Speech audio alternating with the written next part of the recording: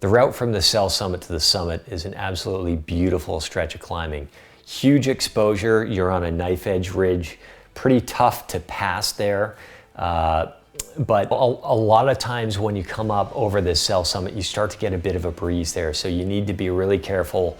That wind combined with the cold temperatures can start to freeze your oxygen mask. It can freeze your eyes if you don't have eye protection on.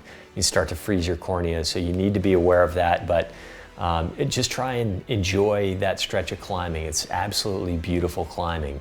It takes about an hour to an hour and a half to get from the Cell Summit to the Hillary Step. The Hillary Step is kind of your last big obstacle. And the Hillary Step is changed. I get this question a lot. It used to be a vertical rock pitch, and you'd kind of dogleg to the left around this rock once you hit the top.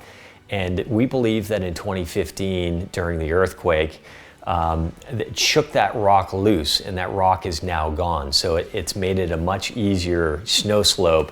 It's still steep, it's still a challenge, but it's not quite the Hillary Step that we used to know.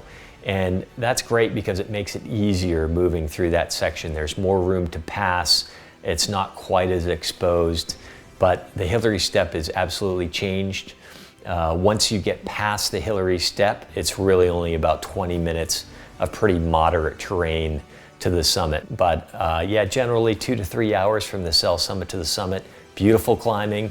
The sun will be coming up then, starting to warm things up a bit. And you know, just enjoy the climbing, enjoy the view. Absolutely beautiful stretch of climbing.